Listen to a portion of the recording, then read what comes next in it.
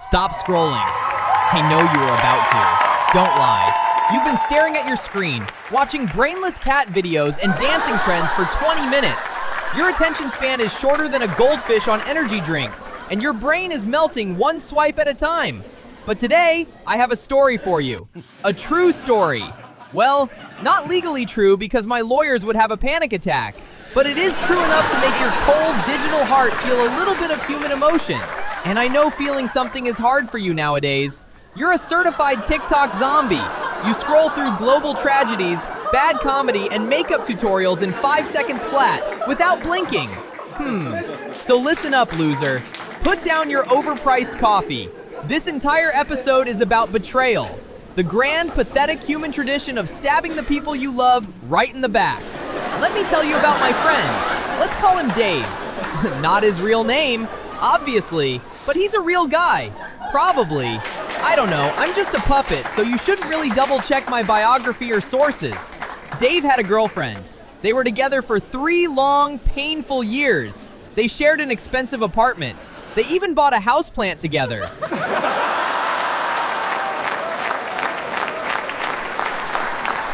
You know how humans are. Once you buy a fern together, it's serious stuff. You're practically married in the eyes of the law and society. One day, Dave came home from work early. Big mistake, huh? Never come home early in America. Nothing good ever happens. He wanted to be romantic, you see. He bought cheap supermarket flowers. He thought he was the main character in a Hollywood romantic comedy. Surprise!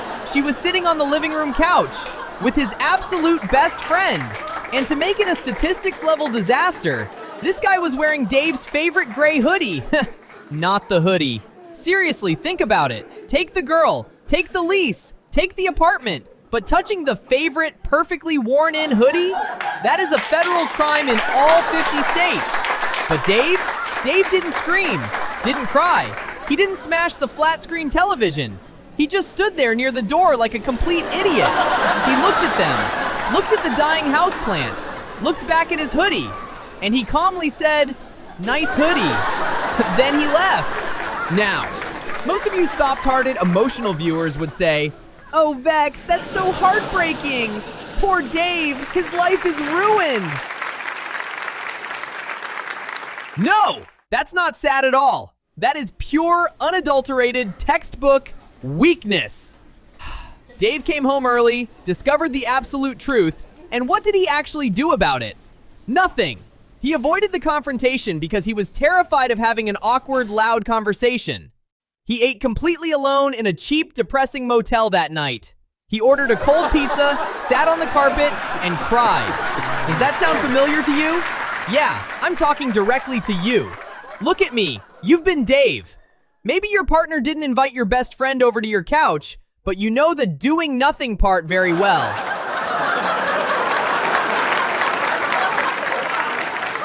You saw a suspicious text message preview on their phone screen and you looked away.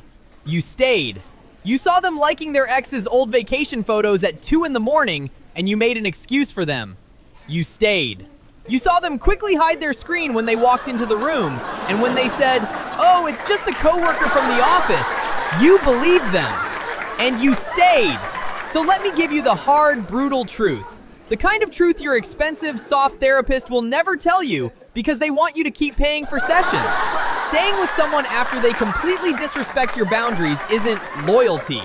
It's not working through a difficult patch. It's just pure fear. You're just terrified of being lonely in a city where the rent is way too high to pay by yourself. But look, let me tell you about a different person who didn't sit on the floor and eat cold pizza. Let's call her Maya. Yeah, women do relationship revenge very differently nowadays. Don't act shocked. They don't use baseball bats on luxury cars anymore. They use corporate logistics and career advancement. Maya found out her long-term boyfriend was cheating on her. And he was doing it with her own coworker from the marketing department. Original, right?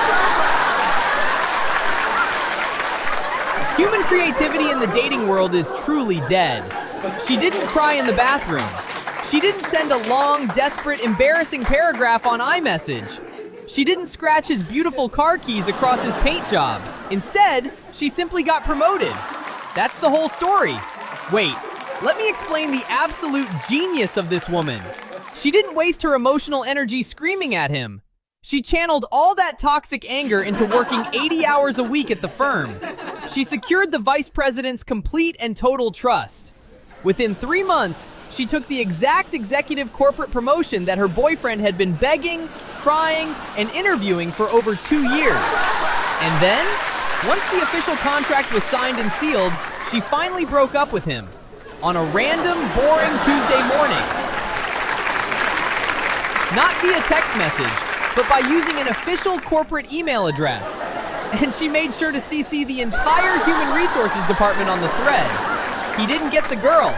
He didn't get the corner office. He didn't even get a closing conversation to get emotional closure. He just got a standard out-of-office auto-reply. That is exactly how you handle betrayal, Dave. Not by screaming like a lunatic in a crowded parking lot, but by winning so hard and so quietly that your ex becomes nothing more than a tiny, embarrassing footnote in your biography. You're still sitting there, listening to me. Of course you are. My content strategy and the platform algorithm are working perfectly together because relationship betrayal is the only product on this planet that is more addictive than your smartphone screen. Why? It's very simple. Because every single one of you has been on one side of this equation. Either you've been completely destroyed by someone you trusted with your secrets, or you're terrified it's happening behind your back right now. Or you are the liar, and you're sitting there feeling a little bit guilty while watching an orange puppet judge your entire lifestyle.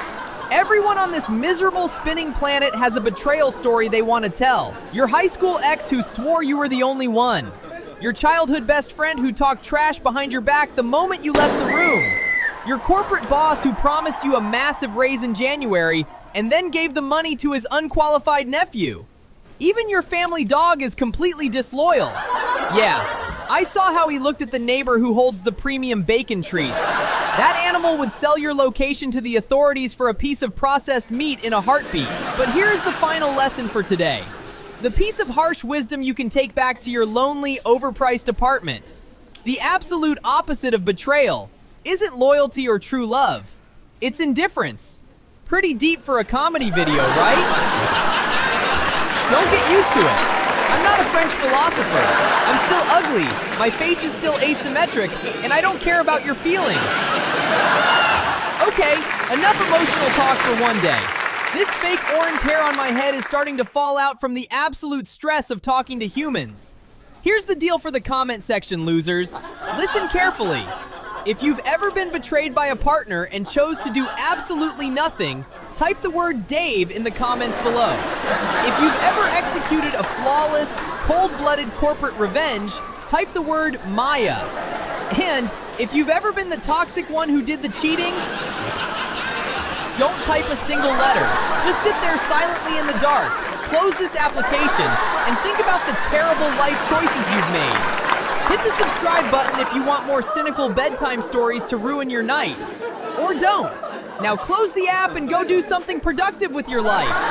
And seriously, stay away from other people's clothes. Thank you.